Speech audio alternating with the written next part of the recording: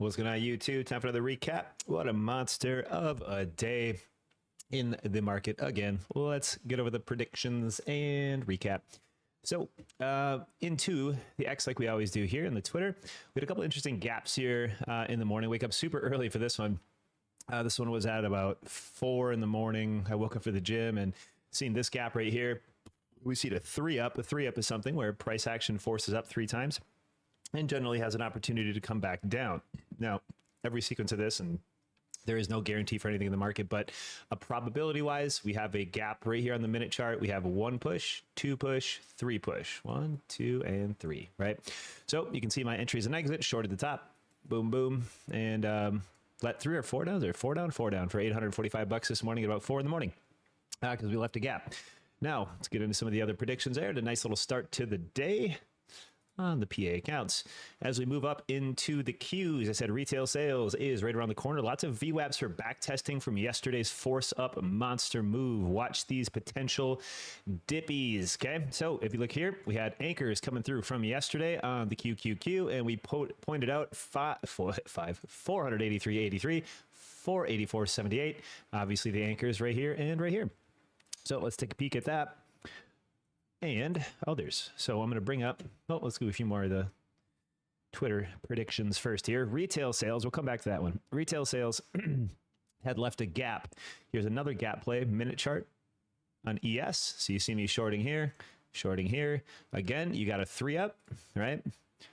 1 consol, 2, 3 with the data. 1, 2, and 3, and washed back down to the gap fill as expected. So that was another $350 on the 3. On ES, another clean little gap play playing through that data.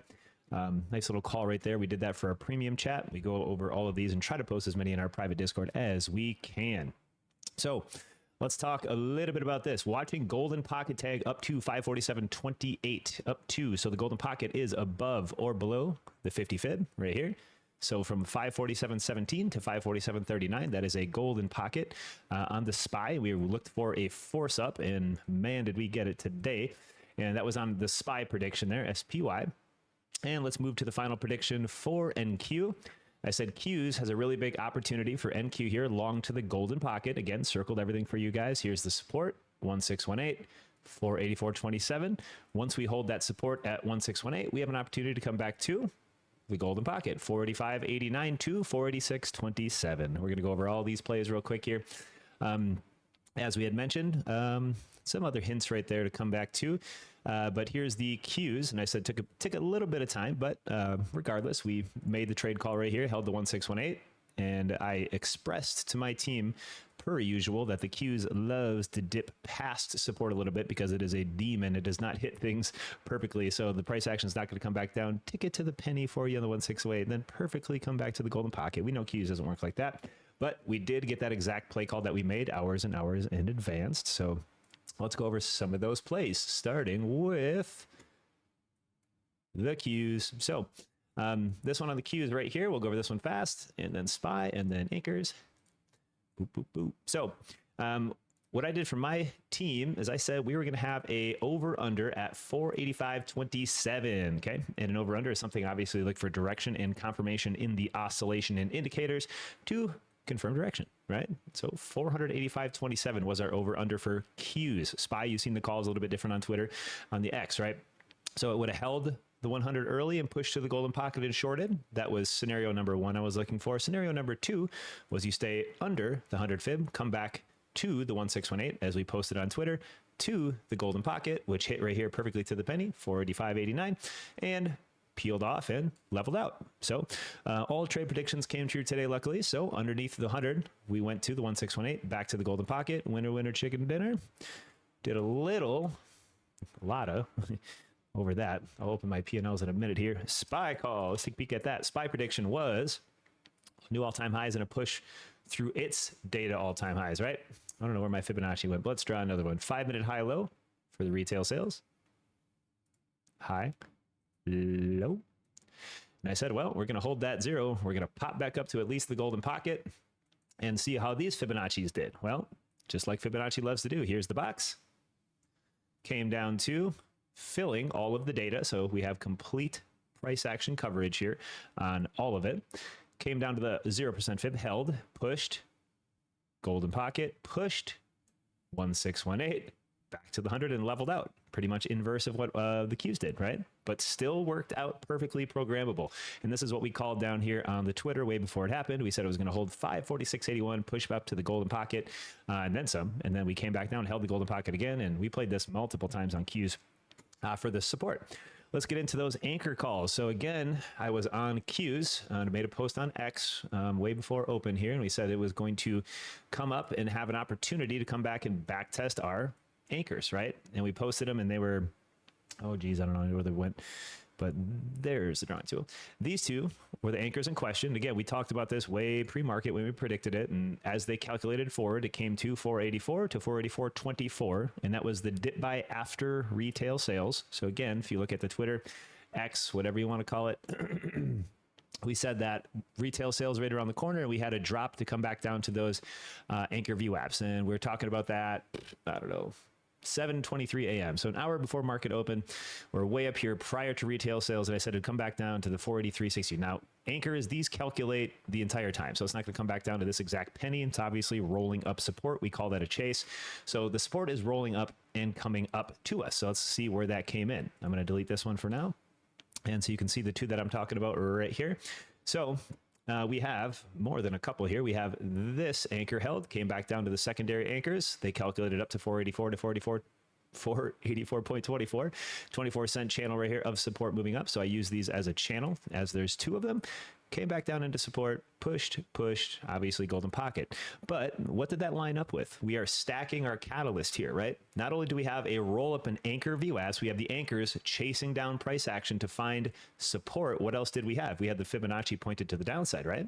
So if we go back here to the Qs, oh, bam. Where did we have that 1618 for that support?